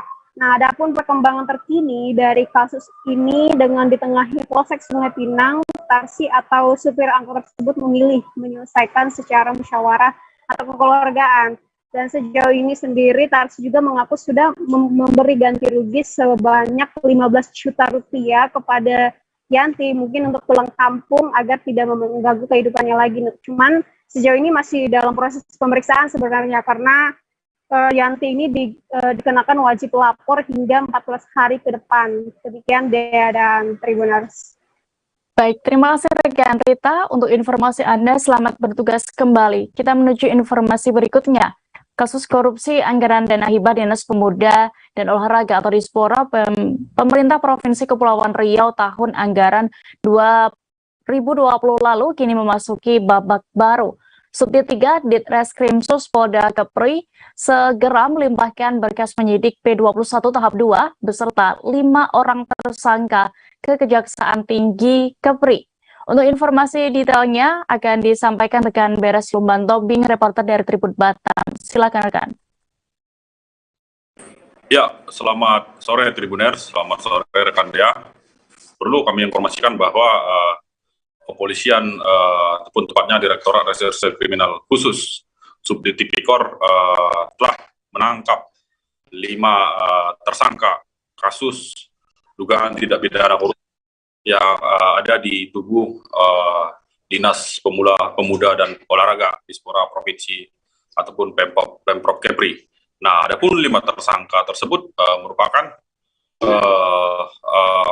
satu diantaranya mantan Kabid Anggaran BPKAD begitu. Nah, sementara 4 tersangka lainnya, satu diantaranya PHL dan rekan dari tersangka mantan kepala BKAD begitu. Nah, namun satu tersangka lainnya masih menjadi buronan begitu ataupun masuk dalam daftar pencarian orang. 5 tersangka ini kemarin begitu sudah dilimpahkan ataupun diserahkan ke Kejaksaan Tinggi Kepulauan Riau untuk dilakukan proses lebih lanjut. Nah, perlu juga kami sampaikan bahwa kerugian negara berdasarkan hasil audit BPKP begitu bahwa kerugian negara mencapai sebesar 6,2 miliar. Nah, anggaran ini dibagi-bagikan kepada sejumlah ataupun 31 organisasi yang organisasi tersebut fiktif begitu. Nah, jadi modusnya itu ya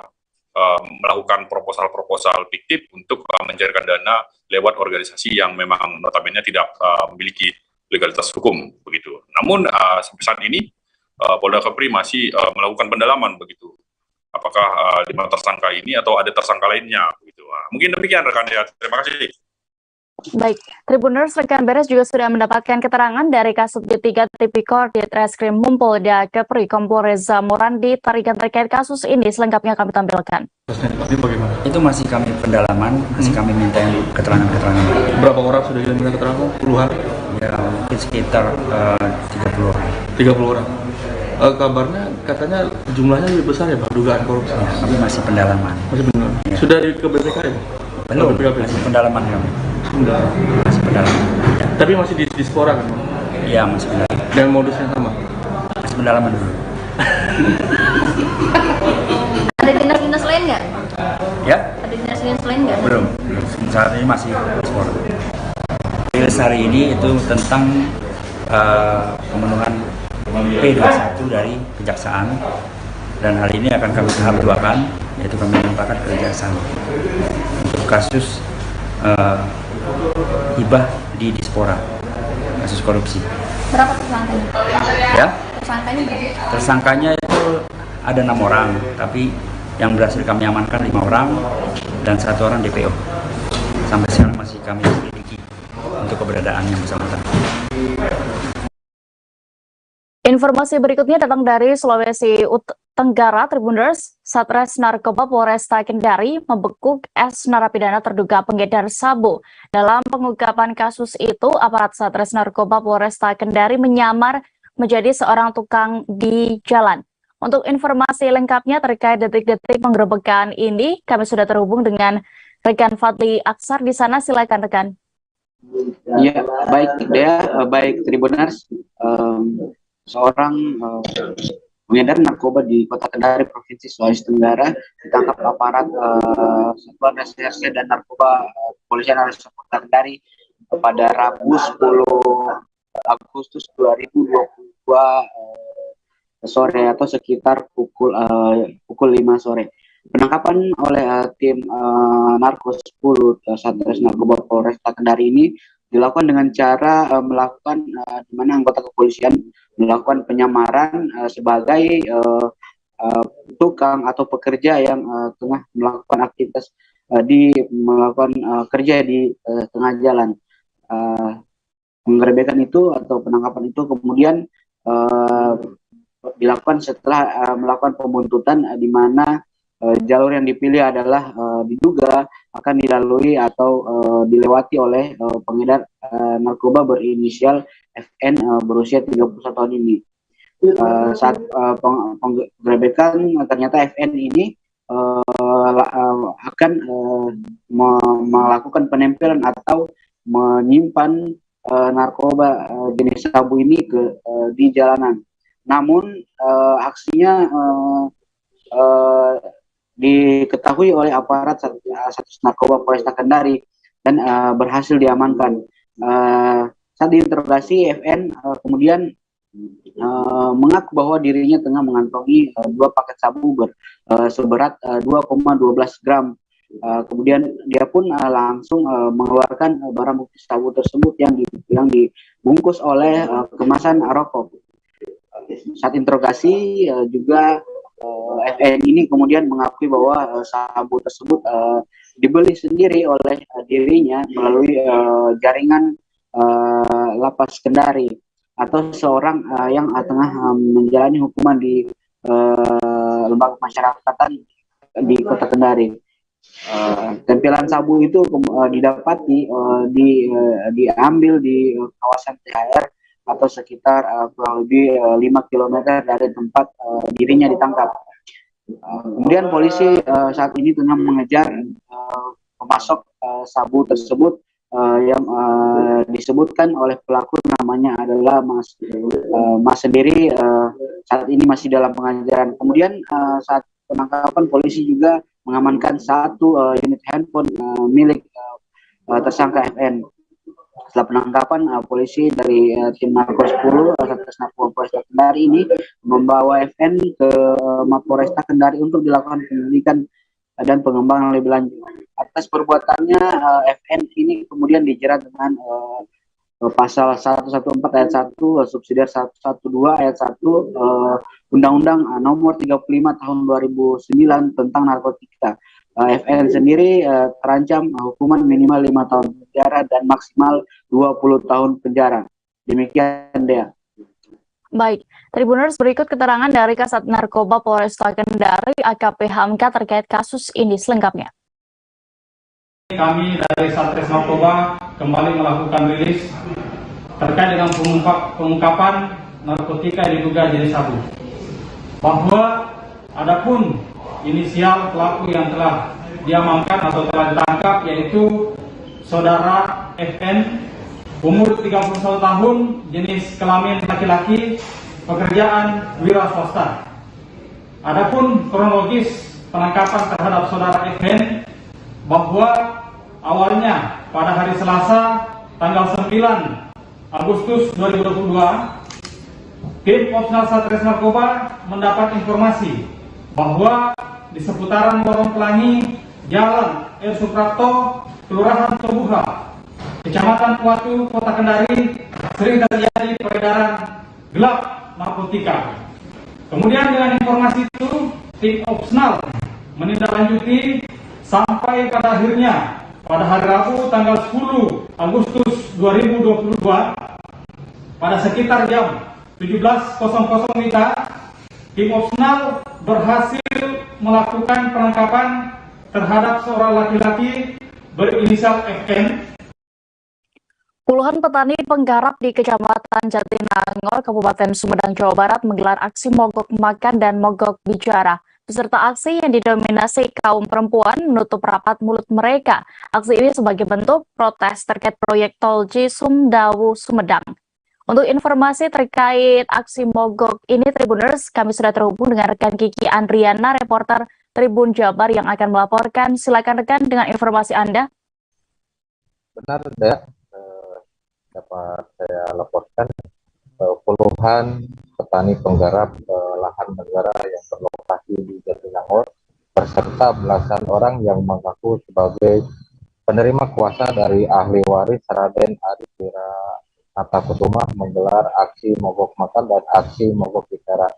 Aksi mereka yang dimulai pada hari Senin kemarin mendapat pengawalan ketat dari aparat gabungan TNI dan Polri. Mereka melakukan aksi ini menuntut untuk akan tetap melakukan lokmat ke Istana Negara pada Jumat besok.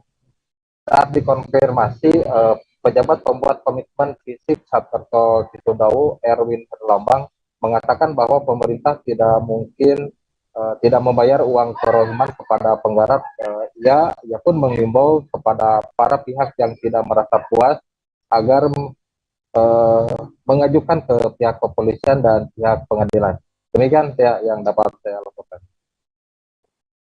Baik, terima kasih rekan, dan berikut Tribuners keterangan dari sejumlah pihak yang sudah didapatkan oleh rekan Kiki di sana selengkapnya. Tujuan ini Pak gimana Pak? Oh, tujuan ini mah Pak, sebagai saya kan ngegarap yang ku tol, minta apa? Gantilah itu, walaupun uang negara atau tanah negara, tapi kan abdi udah turun-temurun. Ininya kayak dulu itu saya melak singkong, jagung, tiba-tiba nggak ada gantinya. Ini saya udah beberapa puluh tahun lah, dari nenek sampai sekarang saya ngagarap tanah itu nya udah betah lah. Jadi sekarang mah cuman tadinya punya singkong, punya jagung. Nah sekarang jadi kekurangan ngurangi karena ekonomi.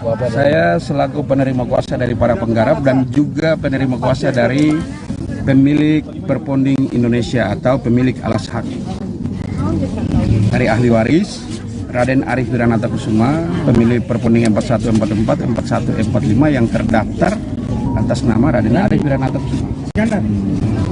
Persoalannya seperti apa sekarang Pak? Untuk kita selama ini dari pihak penggarap dan pemilik Perponding, pemilik alas hak ya, itu tidak pernah ada masalah. Namun ada penggusuran jadilah masalah. Masalahnya karena di dalam penggusuran tersebut tidak pernah ada ganti rugi kepada pihak penggarap dan juga tidak pernah ada pembayaran kepada pihak pemilik alas hak. Sudah berapa lama hukum dari warga apa tuntutannya Pak? Tuntutannya saya pikir negara lebih tahu dan lebih memahami haknya para penggarap dan hak pemilik surat atau hak pemilik alas hak berapa yang harus. Ribuan tenaga honorer di Banten menggelar aksi di kawasan pusat pemerintahan Provinsi Banten atau KP3B di Kota Serang. Para tenaga honorer menyuarakan dengan lantang menuntut Pemprov Banten agar memberikan kepastian soal penghapusan honorer 2023. Penjabat Gubernur Banten Al-Muktabar kemudian akhirnya menemui para peserta aksi. Bagaimana terkait berlangsungnya aksi ini, Tribuners? Rekan kami Ahmad Tajudin akan melaporkan di sana. Silakan rekan. Baik rekan Dea dan Tribuners, perlu diketahui bahwa ribuan tenaga honorer di Banten telah menggelar aksi damai di kawasan pusat pemerintahan Provinsi Banten, Kota Serang pada Senin 15 Agustus 2022 kemarin, di mana para tenaga honorer ini menyuarakan aksi mereka atas isu mengenai penghapusan tenaga honorer di tahun 2023 mendatang.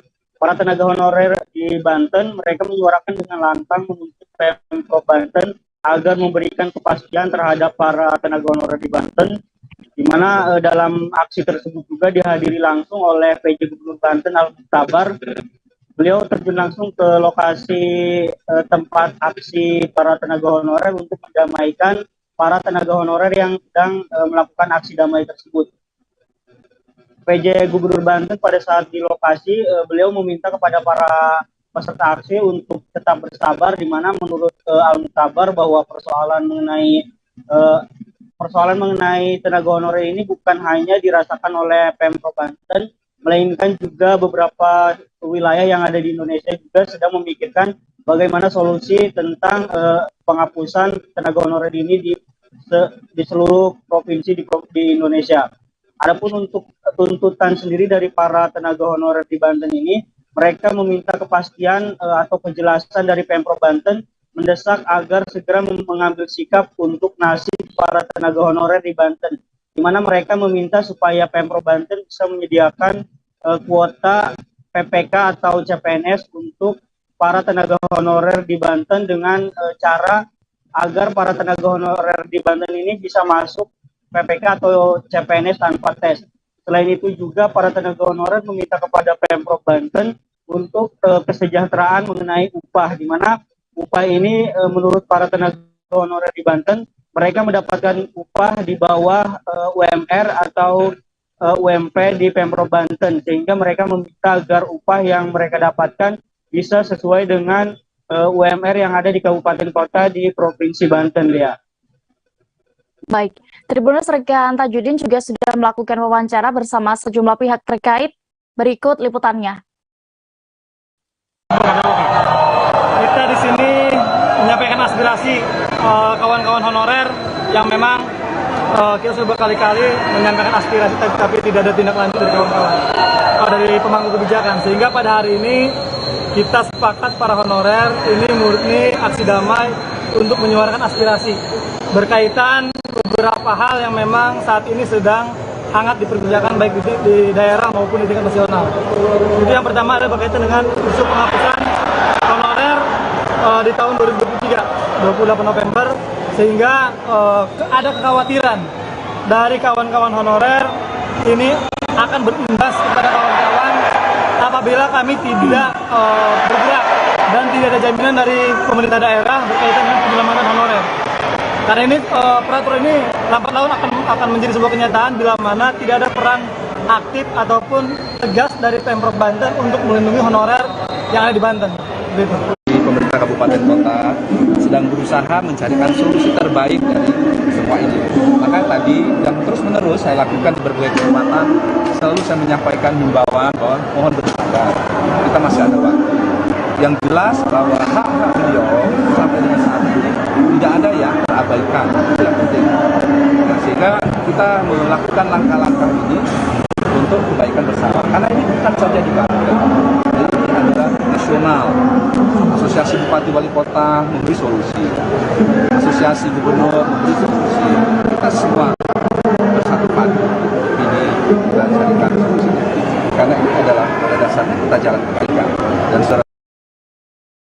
Pawai bocah di Kota Tomohon, Provinsi Sulawesi Utara mempunyai keunikan tersendiri. Pawai yang diikuti siswa-siswi tingkat PAUD, TK hingga SD kelas 3 ini menjadi kegiatan rutin yang digelar setiap tahun menjelang peringatan HUT Kemerdekaan Republik Indonesia.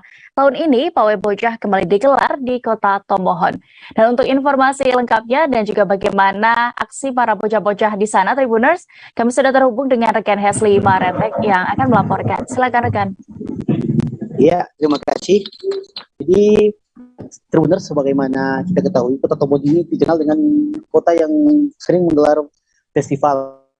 Namun sempat terhenti pada akibat pandemi lalu, dan tahun ini Pawai Bocah kembali diselenggarakan dalam rangka memeriahkan HUT ke-77 Kemerdekaan Republik Indonesia. Jadi, sebagaimana terpantau kemarin, jadi di Kota Tomohon itu, Jalan Raya Kota Tomohon dipenuhi dengan para bocil-bocil atau para siswa-siswi yang mengikuti pawai. Mereka mengenakan seragam, berbagai macam seragam, mulai dari ada seragam profesi, TNI, polisi, dokter, juga pilot dan kapten, dan profesi lainnya. Juga ada yang mengenakan seragam presiden hingga seragam ASN. Jadi, menarik keunikan tersendiri ini menjadi keunikan tersendiri bagi Kota Tomohon Provinsi Sulawesi Utara untuk penyelenggaraan pawai bocah ini, dikarenakan pawai bocah ini dilaksanakan setiap menjelang pelaksanaan HUT kemerdekaan RI. Jadi tiap tahunnya itu digelar, dan sebagaimana juga diketahui pawai bocah ini diikuti oleh siswa tingkat PAUD, TK, dan SD kelas 1 hingga kelas 3 SD.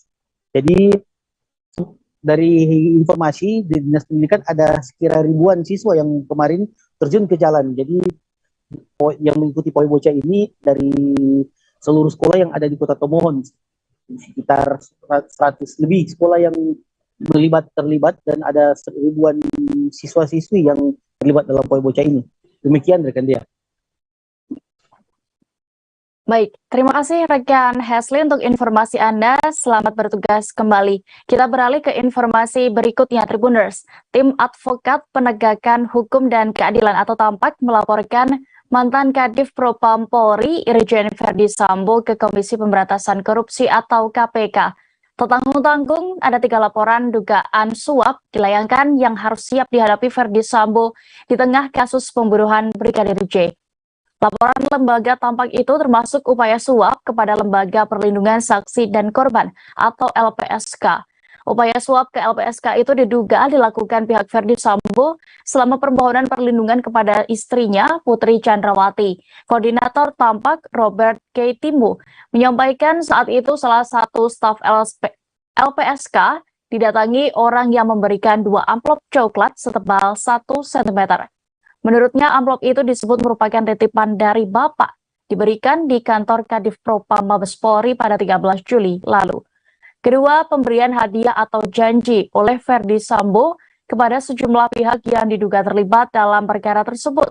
Sambo telah menjanjikan hadiah 2 miliar rupiah kepada Barada Richard Eliezer Pudihang Lumiu alias Baradae, kemudian Bribka Riki Rizal atau Bribka RR, serta Kuat Ma'ruf.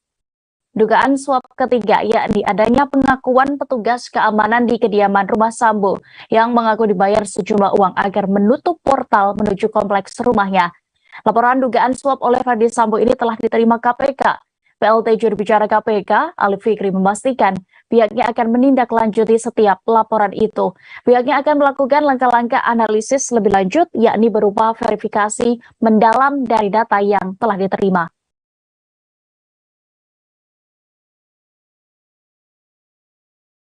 Wakil Ketua Lembaga Perlindungan Saksi dan Korban atau LPSK, Edwin Partogi, mengaku satu anggotanya sempat disodori 2 amplop coklat. Menurutnya, penyerahan diduga dilakukan saat 2 petugas LPSK bertemu dengan Verdi Sambo di kantor Kadif Propam. Edwin menyebut pertemuan itu membahas permohonan perlindungan bagi istri Verdi Sambo semulanya. Saat ini sejumlah laporan dugaan suap yang dilakukan Verdi Sambo pun telah dalam penanganan kasus pembunuhan Brigadir J telah dilaporkan ke KPK. Ketua LPSK Hasto Atmojo Suroyo pun langsung menyikapi adanya laporan dugaan suap yang dilayangkan tim advokat penegak hukum dan keadilan atau tampak. Ia menyatakan pihaknya berjanji akan memberikan keterangan jika memang nantinya KPK membutuhkan. Saat ditanyakan mengenai isi 2 amplop coklat setebal 1 cm tersebut, Hasto mengaku tidak mengetahui secara pasti, lantaran menurutnya kedua stafnya belum sempat menerima dan memegang kedua amplop yang diserahkan dari bapak tersebut. Terpisah, Edwin Partogi mengaku pihaknya sempat mendapatkan intimidasi terkait proses permohonan perlindungan untuk Putri Chandrawati, istri dari tersangka kasus pembunuhan Brigadir J, yakni Irjen Verdi Sambo. Namun ia menekankan intimidasi yang didapat bukan dalam bentuk ancaman keselamatan.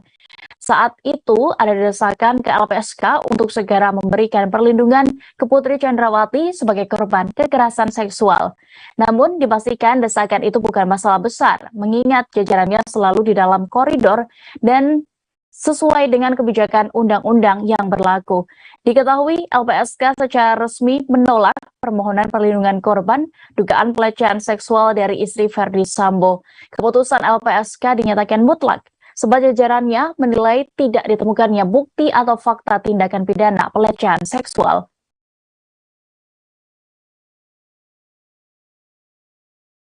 Lembaga Perlindungan Saksi dan Korban atau LPSK dikabarkan sempat mendapatkan intimidasi yang terkait kasus pembunuhan Brigadir J.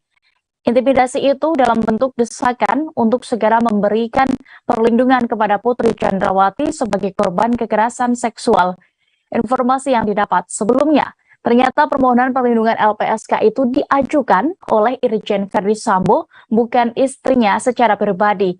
PC atau Putri Chandrawati melakukan pengajuan permohonan perlindungan terkait dugaan menjadi korban percobaan pembunuhan dan juga kekerasan seksual. Permohonan tersebut juga didasari laporan polisi yang sudah dibuat sebelumnya.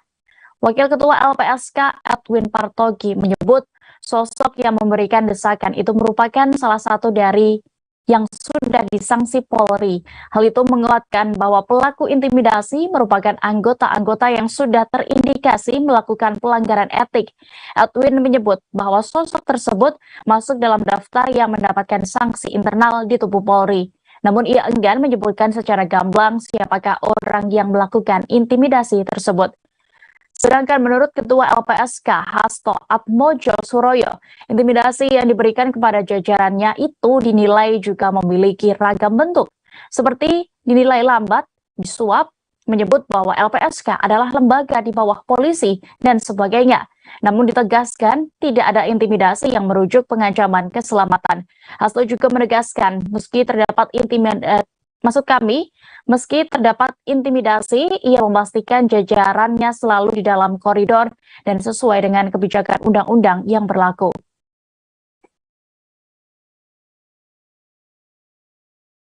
Komisi Nasional Hak Asasi Manusia atau Komnas HAM mengatakan tidak terlihat ada penyiksaan terhadap Brigadir Nofriansyah Yosua Huta Barat alias Brigadir J. Namun Komnas HAM menekankan masih akan menunggu hasil autopsi ulang jenazah korban. Saat ini Komnas HAM mulai mencari pelanggaran hak asasi manusia dalam peristiwa tewasnya Brigadir J. Mereka bergerak mencari unsur pelanggaran dalam kasus Brigadir J terhitung mulai hari ini Selasa 16 Agustus 2022 hingga beberapa hari ke depan. Komisioner Komnas HAM Khairul Anam mengatakan tim Komnas HAM juga akan mulai menyusun konstruksi peristiwanya dalam kacamata hak asasi manusia. Saat ini tim Komnas HAM sedang melakukan konsolidasi atas semua bahan keterangan dan bukti yang telah didapatkannya. Tim juga akan mulai menyusun kerangka alur dari temuan-temuan Komnas HAM. Terpisah, Komisioner Komnas HAM BK Ulung Hapsara mengatakan dari rekaman CCTV yang ada hingga kini belum ditemukan adanya indikasi penganiayaan terhadap Brigadir J. Meski begitu, BK mengatakan bahwa Komnas HAM belum dapat membuat kesimpulan. Ini lantaran ada atau tidaknya penganiayaan itu harus berdasarkan pada hasil autopsi kedua. Pada Senin 15 Agustus kemarin, Komnas HAM juga telah selesai mengecek lokasi penembakan di Kompleks Polri Duren 3, Jakarta Selatan. Hasil dari pengecekan lokasi itu mengindikasikan adanya obstruction of justice atau penghalangan keadilan makin menguat.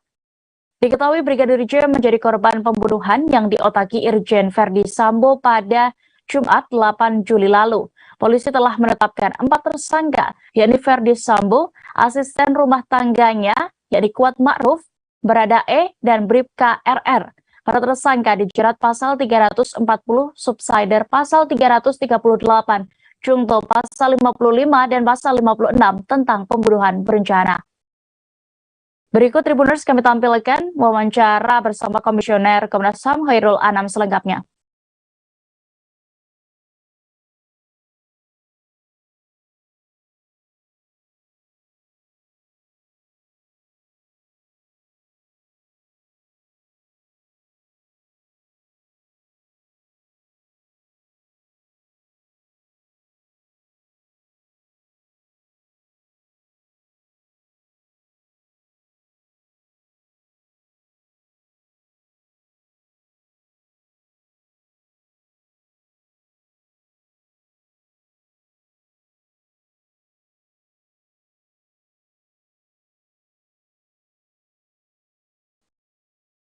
Kasus dugaan ancaman pembunuhan dan pelecehan seksual oleh Brigadir J kepada Putri Chandrawati telah dihentikan. Sejak itu pula, LPSK juga memutuskan tidak mengabulkan permohonan perlindungan kepada istri Verdi Sambo itu. Selain itu, keputusan LPSK dinyatakan mutlak karena jajarannya menilai tidak ditemukannya bukti atau fakta tindak pidana pelecehan seksual. Ketua LPSK Hasto Atmojo Suroyo menjelaskan, keputusan itu sudah dikatakannya sesuai dengan prosedur yang berlaku. Namun begitu, pihaknya mengungkapkan rasa prihatin terkait kondisi dari Putri Chandrawati saat ini. Dikabarkan istri Verdi Sambo itu tengah dalam keadaan trauma seusai insiden pembunuhan terhadap Brigadir J di rumah dinas suaminya. Dirinya menjelaskan kondisi Putri Chandrawati itu perlu mendapatkan penanganan segera. Tapi Hasto mengatakan hal itu bukan bagian dari kewenangan pihaknya untuk memberikan berupa pelayanan psikologi kepada Putri. Ditambah LPSK hingga kini belum mengetahui sebab dari trauma tersebut. Mengingat setiap pertemuan dengan Putri belum mendapatkan satupun keterangan. Hasto berharap kepada Kapolri Jenderal Listio Sigit Prabowo untuk dapat mengerahkan psikiatri dalam mendampingi hingga memberikan layanan psikologi ke Putri. Hal itu perlu dilakukan supaya tidak terjadi sesuatu yang dapat membahayakan kepada psikis Putri Chandrawati itu sendiri. Sebelumnya diberitakan, LPSK menyebut istri Verdi Sambo berpotensi mengalami post-traumatic stress disorder atau PTSD atau gangguan stres pasca trauma. Hal ini berdasarkan hasil dari pemeriksaan medis, yakni psikiatri dan psikologis yang telah dijalani Putri oleh LPSK pada Selasa 9 Agustus lalu.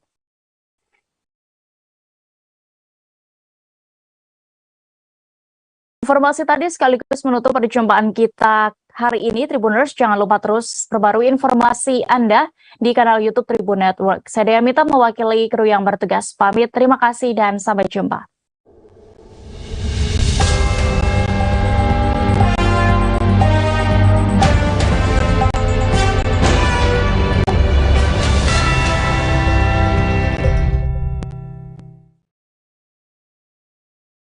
Jangan lupa like, subscribe, dan share ya!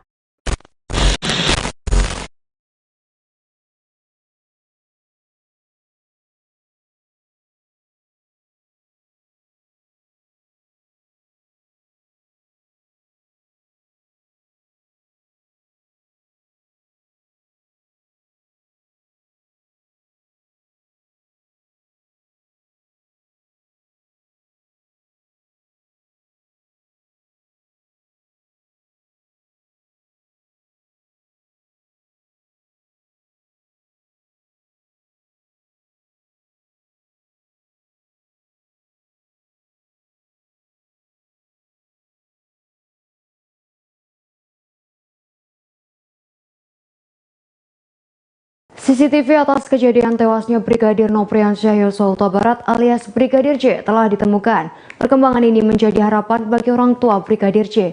Ayah Brigadir J, Samuel Huta Barat, mewakili keluarga merespons kabar ditemukannya CCTV tersebut. Samuel Huta Barat berharap polisi segera mengungkap kasus tewasnya Brigadir J. Samuel menyebut agar kasus yang menimpa anaknya menemukan titik terang. Irjen Dedi Prasetyo selaku Kadif Humas Polri mengabarkan CCTV tersebut sedang didalami oleh penyidik.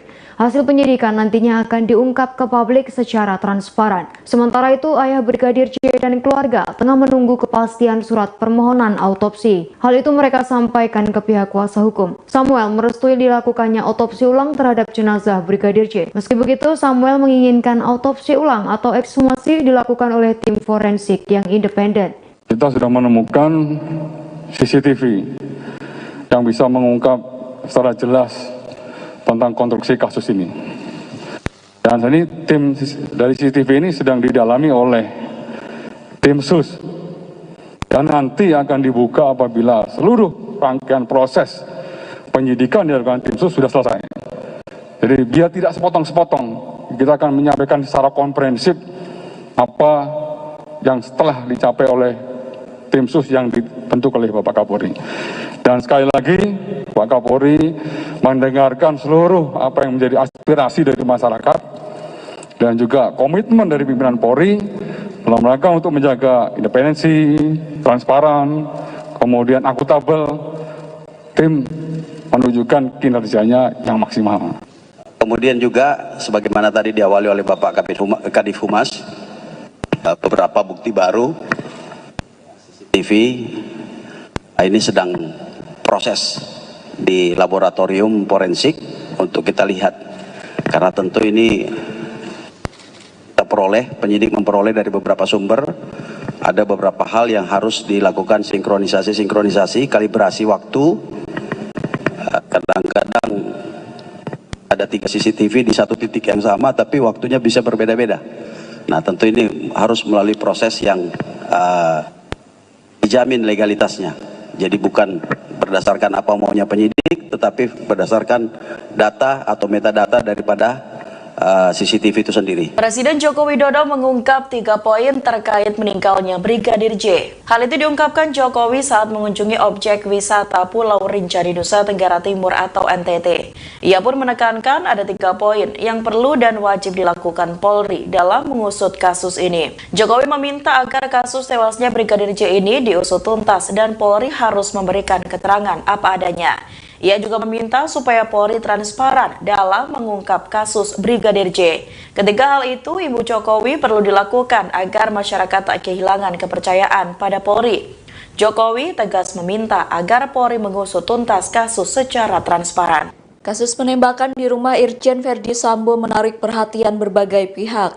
Kasus baku tembak yang menewaskan Brigadir Nofriansah Yosua Huta Barat alias Brigadir J bahkan menyita perhatian Presiden Republik Indonesia. Orang nomor 1 di Indonesia ini pun turut menyoroti kasus baku tembak antar anggota Polri ini. Presiden Jokowi bahkan memperingatkan Polri untuk tidak menutup-nutupi penyidikan yang dilakukan. Presiden Jokowi meminta agar kasus penembakan yang menewaskan Brigadir J dapat diusut tuntas. Presiden meminta kasus tersebut diungkap secara transparan. Hal tersebut disampaikan pada Kamis lalu saat berkunjung di Pulau Rinca, NTT. Jokowi menyampaikan pengusutan kasus yang terbuka dan transparan sangat penting untuk menjaga kepercayaan masyarakat. Presiden menilai kepercayaan publik terhadap Polri harus dijaga, tentunya agar tidak menimbulkan berbagai spekulasi yang tidak benar adanya.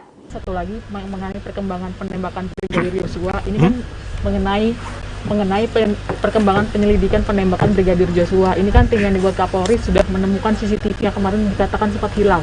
Apakah ada arahan khusus dari Pak Jokowi agar kasus ini tetap terang benderang untuk diungkap ke publik? Saya kan sudah sampaikan usut tuntas, buka apa adanya. Jangan ada yang ditutup-tutupi. Transparan. Udah.